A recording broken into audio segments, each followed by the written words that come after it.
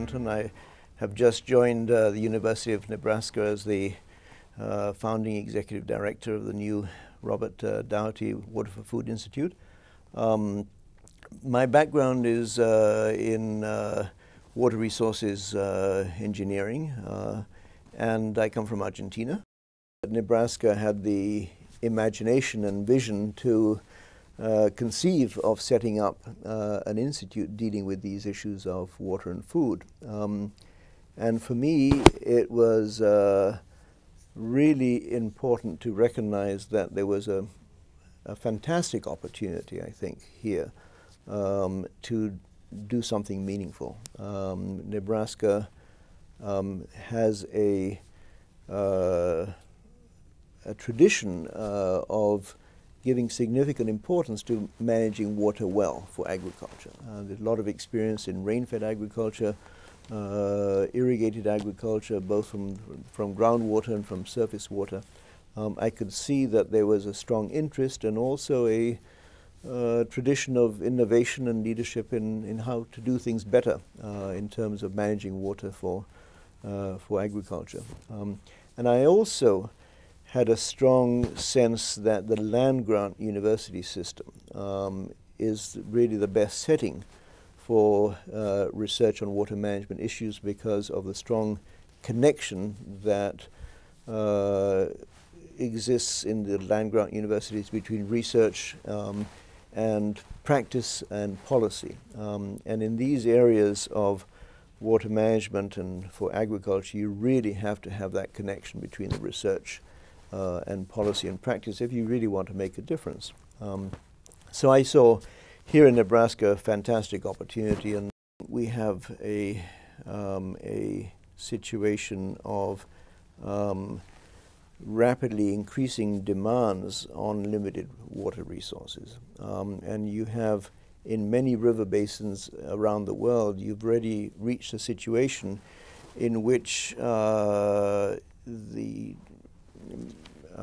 amount of water that is available is not sufficient to meet the multiple demands. And when I say multiple demands, it's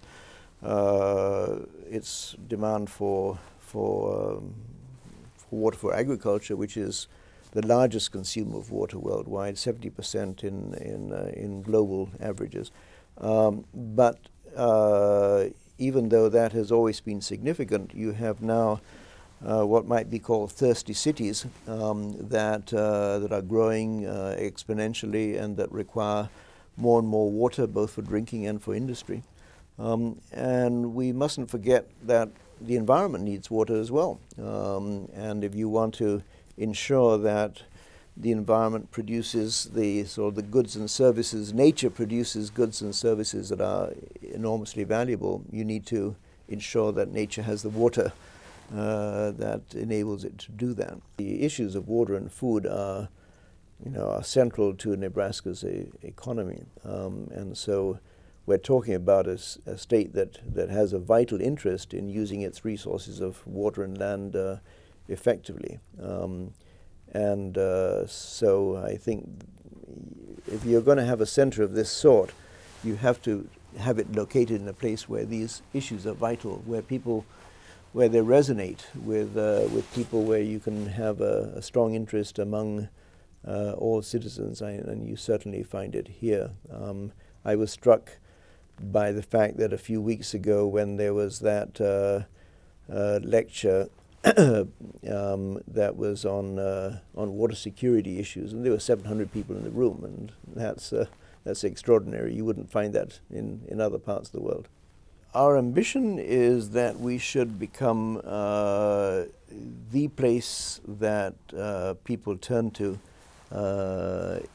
in the U.S. when they are looking for expertise and advice on water and food issues. That it would be viewed globally as the place to turn to. And I think that that's a very realizable vision for the reasons that I mentioned earlier.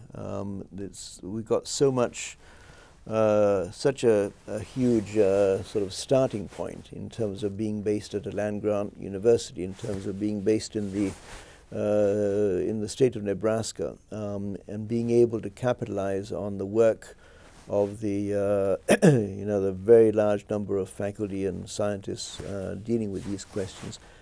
Plus, in the last several years, the university has convened the Water for Food conferences that have brought 300, 400 people globally to discuss these issues of water management, and it's already gained a lot of visibility as a result of that. So I think it's just got so much going for it that vision is eminently realizable.